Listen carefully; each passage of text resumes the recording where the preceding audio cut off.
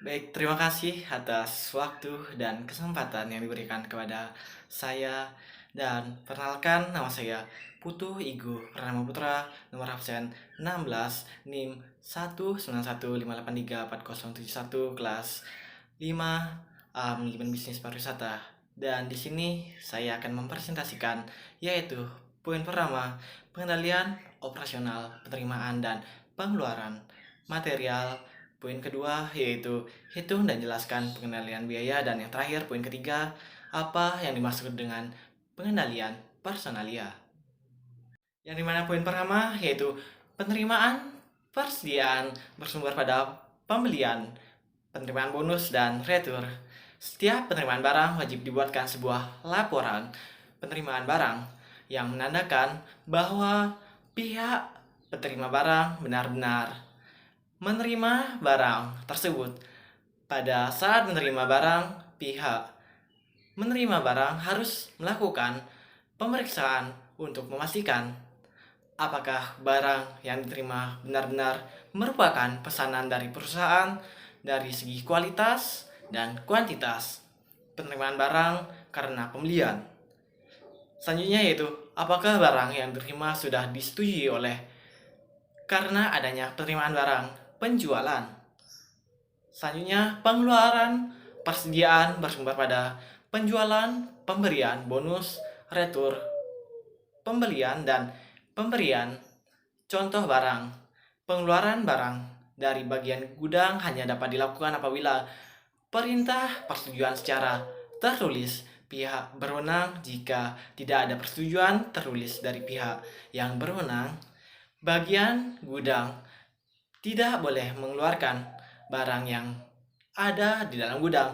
Contoh, perintah pengeluaran barang dapat berupa dokumen, surat jalan, delivery order, memo retur pembelian, dan lain sebagainya.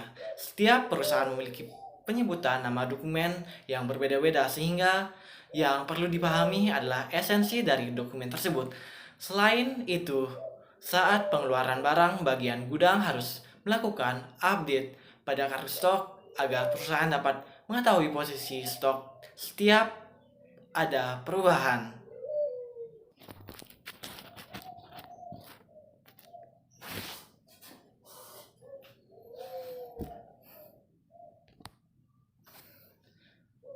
Poin kedua yaitu coba hitung dan jelaskan pengendalian biaya.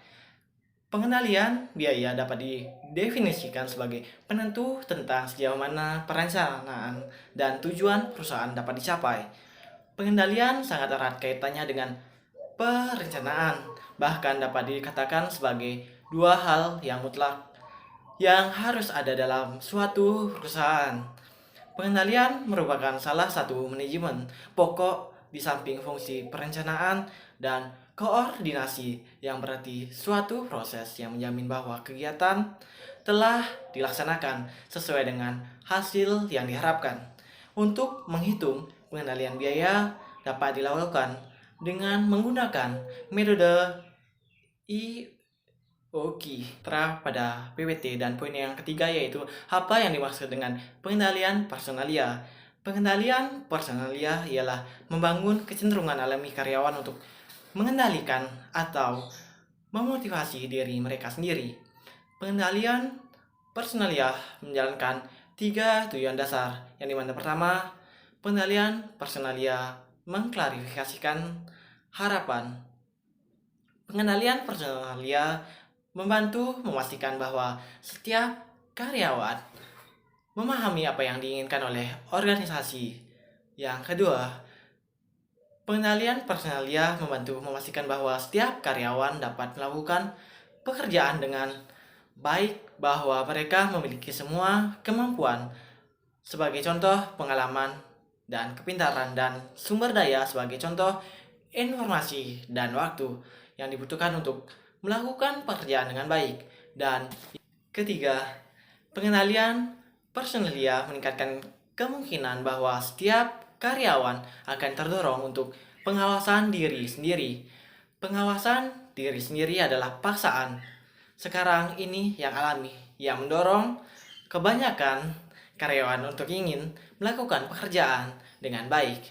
untuk berkomitmen terhadap tujuan organisasi secara alami.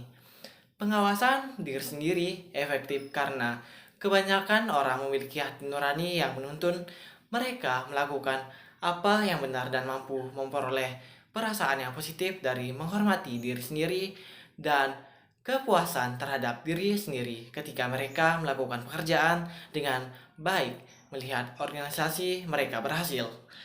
Tiga metode utama yang dari penerapan pengendalian personalia adalah yang pertama, pemilihan dan penempatan karyawan. Kedua, pelatihan. Dan yang ketiga, pendesainan pekerjaan dan ketentuan dari sumber daya yang penting. Dan sekian presentasi yang memang saya dapat sampaikan. Apabila ada salah kata, saya melakukan permohonan maaf yang sebesar-besarnya. Saya tutup dengan pranama Santi. Om Santi Santi Santi Om.